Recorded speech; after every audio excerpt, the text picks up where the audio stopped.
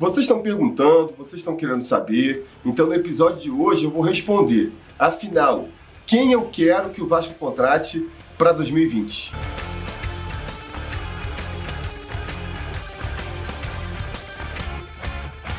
Fala, torcida vascaína, Felipe Tiru de volta na área. Hoje respondendo uma pergunta aí que vocês têm me feito muito.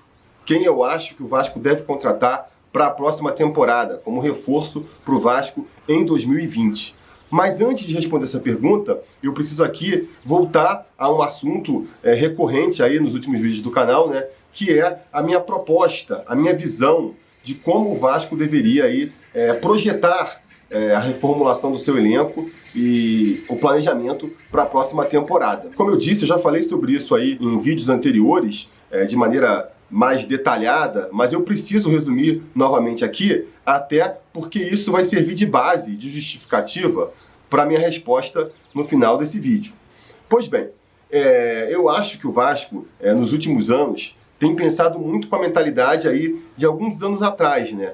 Na hora de contratar. Ele ainda se põe como um dos clubes de ponta do futebol nacional, o que, por mais que seja verdade no que tange aos títulos e à história e ao número da torcida, é um dos maiores, né? A gente cada dia tem uma prova a maior disso.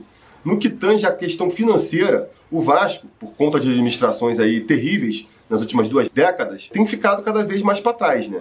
E aí, de um tempo para cá, tentando se reerguer, o Vasco insiste com um modelo em que ele não tem como ganhar. Querer disputar os principais jogadores contra outras equipes com muito mais poder aquisitivo que a gente, é um jogo em que a gente está condenado a perder. Disputar grandes jogadores com Flamengo, Palmeiras, Corinthians, São Paulo, Internacional, Grêmio, para a nossa realidade atual não dá. A gente está entrando num jogo em que a gente está condenado a perder. É como, projetando aqui, fazendo uma comparação com a Europa, é como se a gente quisesse entrar para disputar a Champions League e achasse que precisasse de um craque, né? Precisa de um craque para poder liderar a equipe. Vai atrás do Messi, mas não consegue contratar. Vai atrás do Cristiano Ronaldo, também não consegue. Tenta o Salah, não dá. Tenta o Agüero, também não. Neymar, não consegue. No final, vai acabar contratando um Higuaín para ser o destaque da equipe, para ser o jogador que vai levar a equipe para o campeonato. Obviamente não vai conseguir, termina a temporada sem conquistar seu objetivo, sem sair do mesmo lugar, porque o Higuaín vai ser dispensado, né? Vamos tentar contratar outro jogador, e acaba terminando o ano no mesmo ponto em que começou. Eu acho que é isso que acontece com o Vasco, né? E vem acontecendo nos últimos anos, quando ele tenta contratar um Bruno César, um Valdívia, um Giovanni Augusto, um Luiz Fabiano, voltando um pouco mais atrás, Aloysio Chulapa.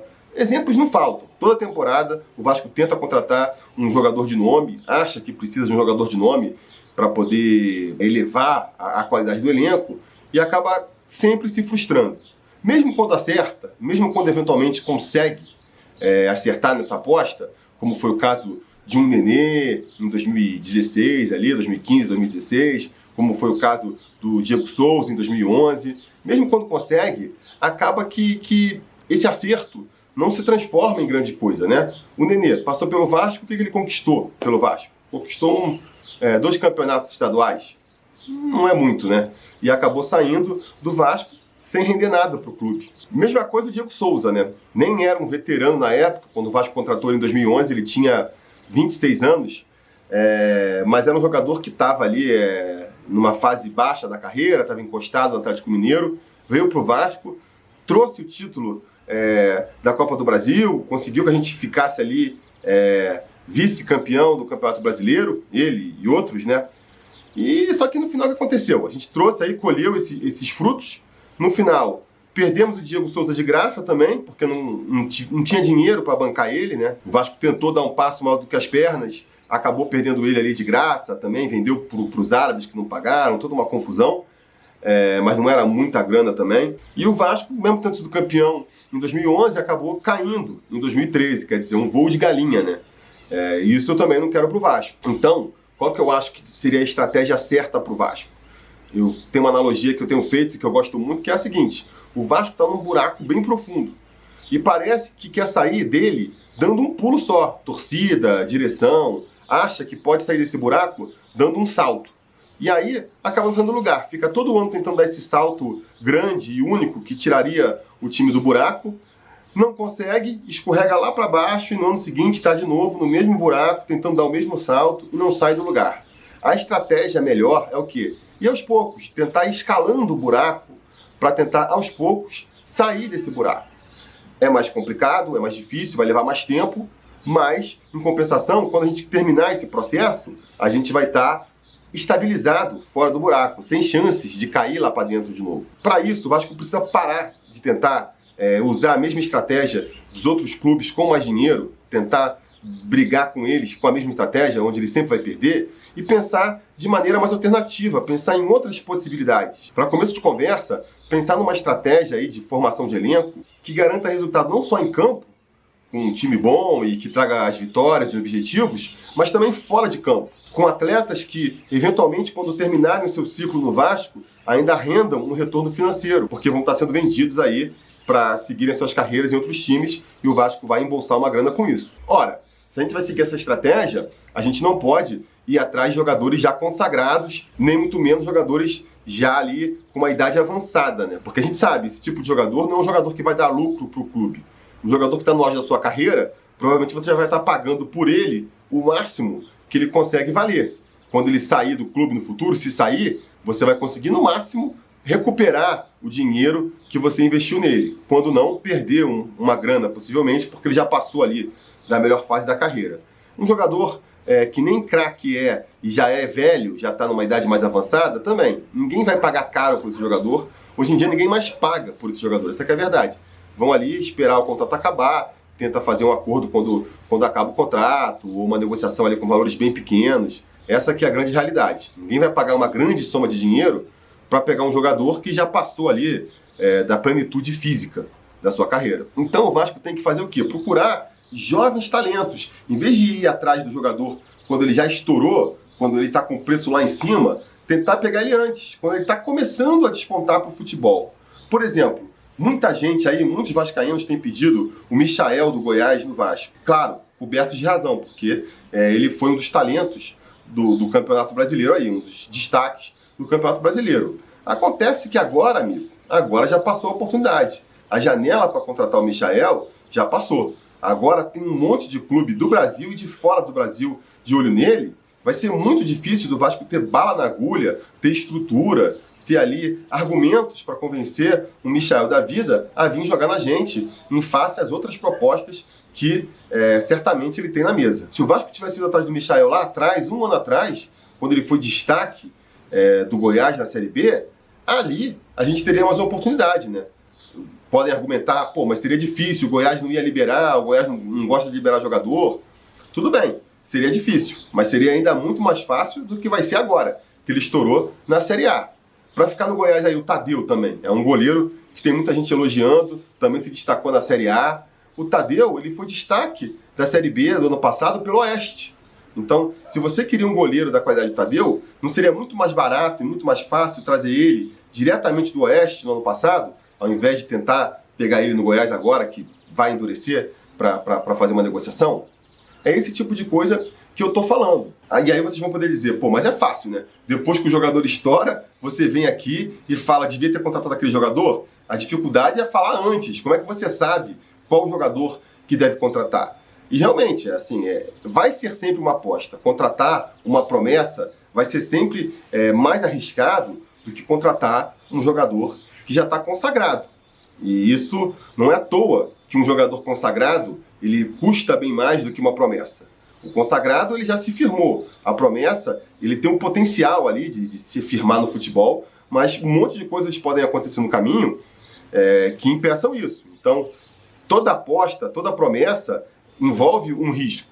Agora, a gente tem várias maneiras de mitigar esse risco, né? De fazer com que esse risco seja bem pequeno. A questão, por exemplo, aí de falar depois que virou um talento, depois que estourou, que você está falando, não necessariamente. Tanto o Michael quanto o Tadeu, eles saíram na coluna que o Garoni faz todos os anos com os destaques da Série B. O André Schmidt, aquele jornalista vascaíno que tem o blog do Garoni.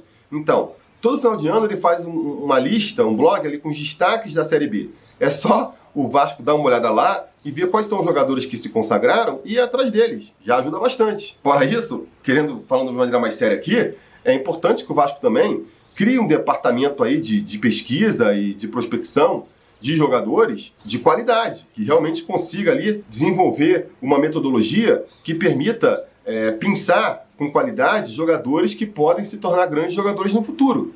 Eu acho que isso é bem possível de ser feito e vai exigir bem menos dinheiro do que, por exemplo, contratar um jogador aí no auge. Porque no mundo aqui real, você pagar um salário de 20, 30 mil reais para uma pessoa cara, um baita de um salário, né? Vamos concordar. Então você pega aí o salário de um Bruno César, abre mão de contratar um Bruno César, você já consegue contratar uma equipe inteira de analistas e olheiros qualificados para fazer esse monitoramento aí das divisões de base, das divisões inferiores do Campeonato Brasileiro, de outros campeonatos da América do Sul, e poder pensar esses talentos para virem reforçar o Vasco. Fora isso, é claro, você precisa também ter confiança no seu taco, né?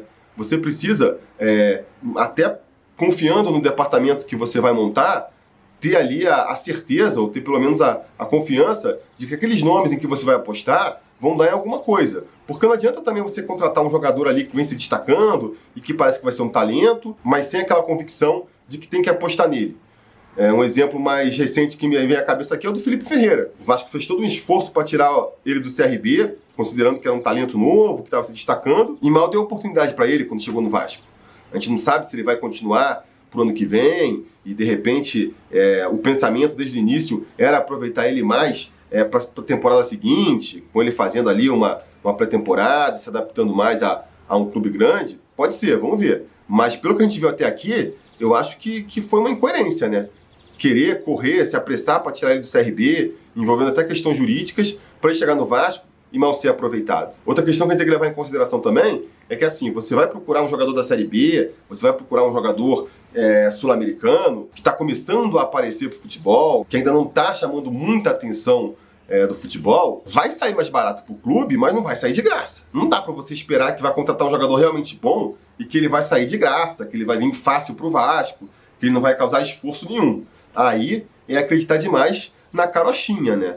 Então o Vasco não pode, por exemplo, fazer como fez em 2016, quando teve interesse no Zé Rafael, ou o Zé Rafael foi oferecido para o Vasco, eu não sei, o Zé Rafael que tinha sido destaque ali do Londrina, que disputou a Série B com o Vasco pensou em contratar, mas aí pediram ali 400 mil reais de luvas, e o Vasco achou que era muito caro para pagar pelo jogador. Aí achou que era muito caro e, um mês depois preferiu contratar o Escudeiro, que teoricamente, não sei, era um nome mais garantido na cabeça dos dirigentes da época. Então, assim, por conta de 400 mil reais, que, voltando aqui desculpem, mas não tem como evitar, né?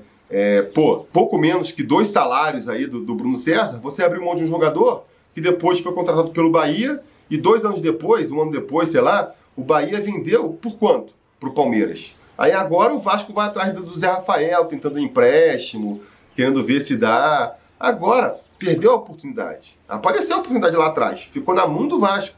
O Vasco abriu mão por 400 mil reais. Agora, se trouxesse o Zé Rafael, mesmo por empréstimo que fosse, ia acabar gastando muito mais, porque tem que pagar salário, um salário alto. Então, daí você já tira, né? Como essa filosofia que o Vasco vem implementando aí nos últimos anos acaba sendo nociva para o clube. Claro, pensando ali num efeito imediato, é muito melhor você contratar um jogador mais consagrado do que um desconhecido. Ninguém vai fazer Aerovasco para receber o Zé Rafael, o então Zé Rafael, né, que era só o destaque do Londrina, como fez para receber o Luiz Fabiano. Não vai acontecer isso. O dirigente também, ele acaba arcando um pouco mais com a responsabilidade quando ele traz um jogador desconhecido do que quando ele traz uma estrela. O Eurico, lá, o Euriquinho em 2017, eles meio que lavavam a mão. A gente tentou fazer um time forte, a gente trouxe o Luiz Fabiano. O problema foi que ele não conseguiu jogar. Como se tivesse sido um azar do destino, que o Luiz Fabiano tenha se contundido quando chegou no Vasco, quando na verdade a gente sabe que ele já vinha de uma contusão grave e duradoura, né? Ele já saiu do São Paulo com problemas físicos, foi para a China, a coisa só piorou, E assim, um simples exame médico, uma avaliação ali da ficha do jogador, já poderia mostrar isso. E provavelmente o Vasco sabia disso, né? Mas resolveu contratar mesmo assim porque tem esse impacto da chegada. Luiz Fabiano, a torcida gosta, a torcida vibra. Beleza que no final do ano já vai estar reclamando, mas no momento ali a torcida gosta e, repito, os dirigentes meio que acabam lavando a mão por conta disso, né? Se você traz o Zé Rafael, para ficar nesse exemplo aqui, e ele acaba não funcionando no Vasco, o dirigente vai ser muito mais cobrado. Pô, você trouxe um jogador da Série B para ser o resultado, ele não foi, caramba. Então acaba que as direções do Vasco aí acabam optando por essa saída mais fácil, que é tentar contratar um jogador ali de nome, por mais que na prática ele já não venha mais rendendo tanto em campo. Nesse sentido, eu tenho que dar até aí os parabéns para a administração Campelo, que tem se mostrado bem pé no chão em relação a isso, mesmo com essa associação em massa aí gigantesca que o Vasco apresentou, ainda está tendo um discurso bem austero, está pregando austeridade, está pregando que não vai cometer loucuras, que é mais importante nesse momento sanar as dívidas, fazer o CT do que contratar um grande nome. Faz todo sentido. Não dá para você querer construir um prédio sem ter uma fundação antes. Você vai construir um prédio grande, ele vai desabar. Você precisa primeiro fazer a fundação, garantir. Ninguém vê quando um prédio está sendo construído, o prédio fica lá 2 anos, aquele canteiro de obras, você não vê nada. Estão só trabalhando na fundação. Quando começa a construir o prédio, que a fundação já está firme, aí é rapidinho, entendeu? Mas você tem que trabalhar primeiro nessa estrutura e, pelo que a gente vê aí das entrevistas que o Campelo tem dado, que o Mazzucco tem dado, eles têm considerado isso, é importante. A questão, por exemplo, do sócio-torcedor, que isso pode alavancar, que isso pode permitir para o Vasco no futuro, eu acho que pode permitir a garantia de que você vai ter aquele dinheiro entrando todo mês, que o Vasco, por exemplo, não atrase salários. Isso já vai ser fundamental para a gente evitar que ano que vem tenha mais processo entrando, mais gente entrando por conta do salário atrasado, jogador pedindo rescisão porque não recebeu. Sabe esse tipo de confusão que a gente já está acostumado e cansado de ver? Fazendo isso, além de você evitar aí essa questão das dívidas e das cobranças, você, cumprindo a sua parte do acordo, fazendo o que é a sua responsabilidade, que é pagar os salários, você tem muito mais moral e autoridade para cobrar que o atleta também faça a parte dele, né? É difícil você cobrar de um atleta, exigir mais esforço, mais dedicação, mais profissionalismo de um atleta, quando você, enquanto empregador, não está fazendo a sua parte. Então, com certeza, a partir do momento que o Vasco te der toda a estrutura e cumprir com todas as suas funções, ele vai ter muito mais moral para cobrar do jogador. Então, a gente tem aqui um CT super moderno para você treinar, a gente está pagando você todo mês em dia, por que você não está rendendo? Por que você não faz isso, por que você não faz aquilo? Vai ser muito mais fácil do que na situação atual. Treina ali num CT improvisado, tá 3 meses sem receber salário, a gente fica dependendo muito mais ali do empenho dos jogadores, de entender a situação e, sei lá, de abraçar a causa, do que a gente fica na mão do jogador. Essa que é a verdade. Então, assim, isso tem que ser feito primeiro para depois pensar em contratar grandes atletas. Fora isso, fora essa questão então de contratar jovens promessas, outra aposta óbvia que a gente tem que fazer é apostar mais na base, né? Investir mais na base do Vasco, que é de onde tem saído os grandes talentos do clube. Eu acho até curioso que o Vasco invista tão pouco na sua base, se a gente levar em conta que quando o Vasco apresenta, por exemplo, os seus orçamentos para os anos, grande parte ali da previsão de receita vem da venda de atletas. Olha que curioso. O Vasco, espero que para o ano que vem isso até fique um pouco mais equilibrado, né? Agora que a gente tem aí quase 200 mil sócios-torcedores, agora que a televisão vai começar a pagar um pouco mais para o Vasco, porque a gente vai acabar ali as cotas que o Eurico antecipou. A tendência também com isso tudo é que os patrocínios aumentem. Espero que a coisa fique mais equilibrada, mas ainda acredito que grande parte ali da projeção de orçamento vai ser da venda de atleta. Para os anos anteriores, em 2019, 2018, quase, 80% da previsão de receita era da venda de atleta. E que atletas que o Vasco pode vender? Essencialmente, os pratas da casa, né? Os pratas da casa, ou então esses jogadores mais novos aí que eu tô falando. Porque jogador velho, o Vasco não vai vender. E é curioso que um clube que projete tanto da sua expectativa aí de receitas na venda de jogadores, aposte tão pouco em jogadores vendáveis. Vamos dizer assim, você pega aí o time titular do Vasco, o time base, Vamos ver quantos jogadores são vendáveis. Fernando Miguel, 34 anos, não dá para vender. Pikachu, 26, já passou ali do auge da janela, mas quem sabe, né? Pode aparecer alguém aí pagando um trocado, beleza. Henriquez, 29 anos, também, não vai vender.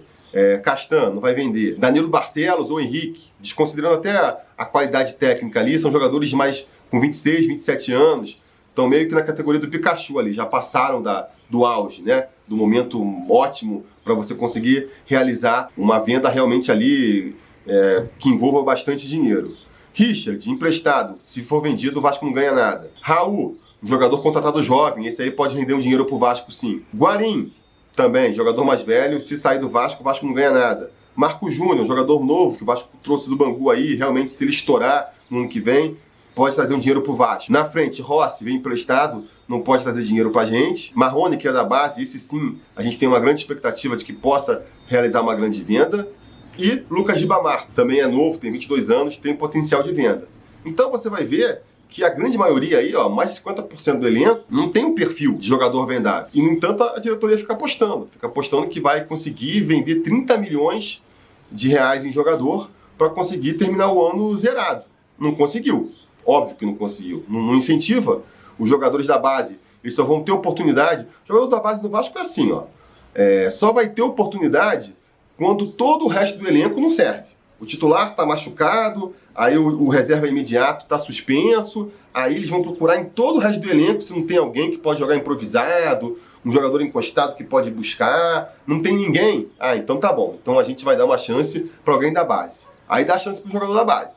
Se o jogador da base não aproveitar essa chance e destruir, jogar mais ou menos, que seja, tiver uma atuação discreta, termina o jogo, já vai lá pro final da fila, vai levar não sei quanto tempo para ser aproveitado de novo. Um exemplo disso aí foi o que o Campino falou sobre o Lucas Santos, por exemplo.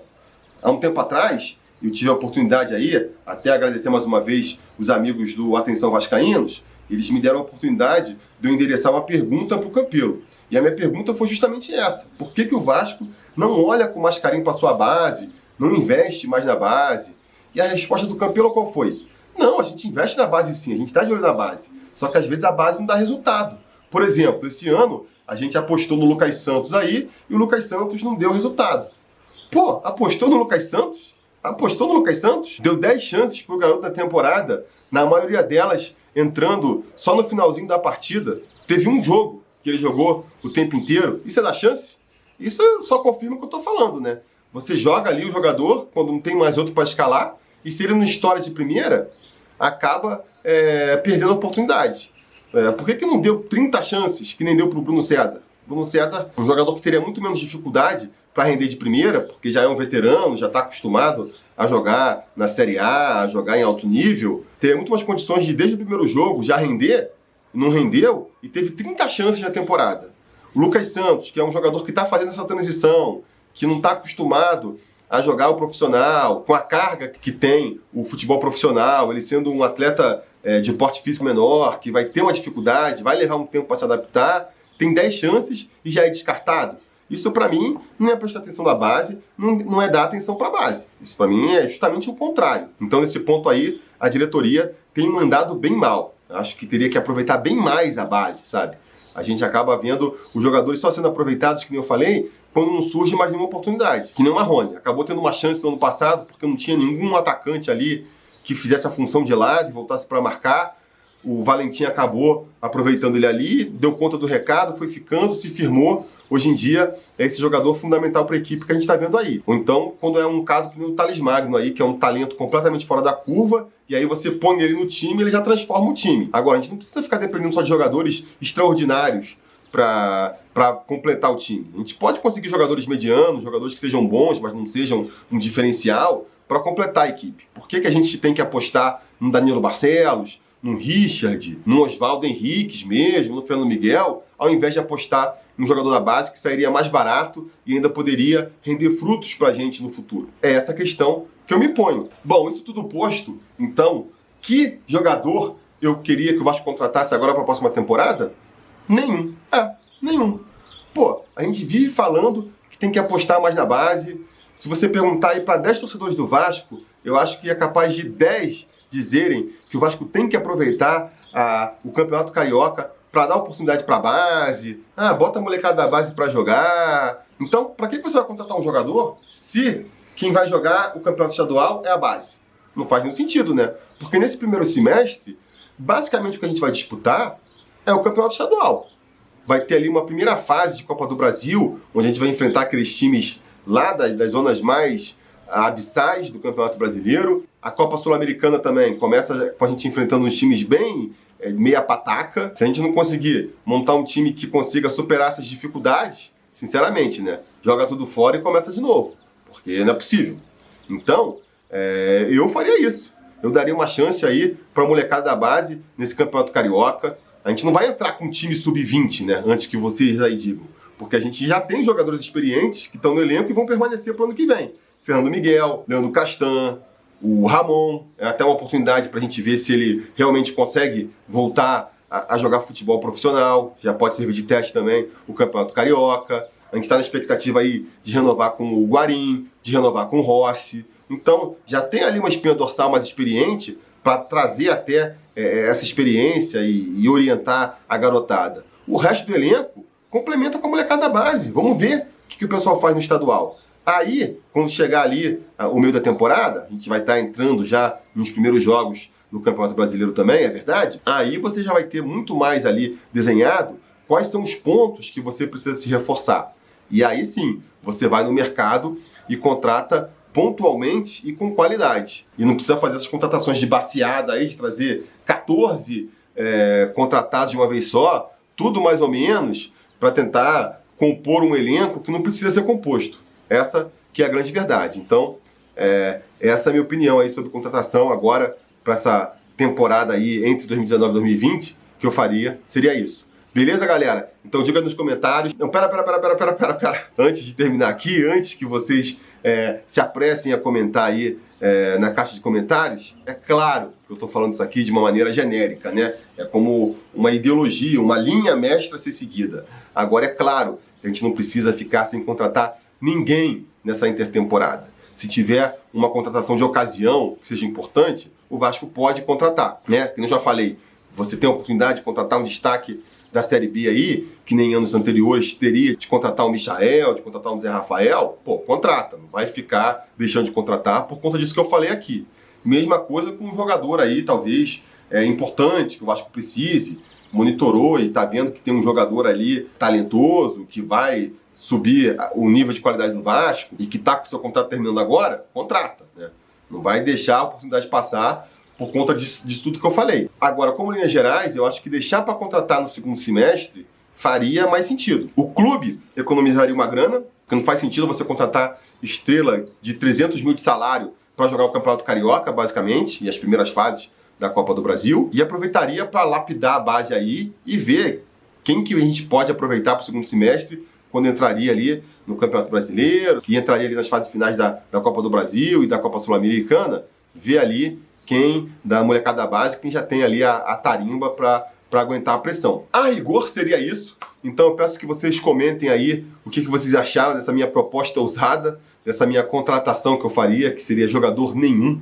Digam aí se eu estou viajando muito na maionese ou não. Como vocês sabem, a conversa continua aqui na caixa de comentários. No mais, aquele pedido de sempre, né? Curtir o vídeo, assinar o canal caso ainda não tenha assinado, ligar o sininho de notificações para ser avisado sempre que tiver vídeo novo aqui no canal. E no mais, a gente vai se falando. A realização desse vídeo só foi possível graças ao apoio inestimável dos conselheiros do Sobre Vasco. Ajude você também ao Sobre Vasco continuar no ar, se tornando um apoiador em apoia.se/Sobre Vasco ou sendo um membro do canal aqui no YouTube.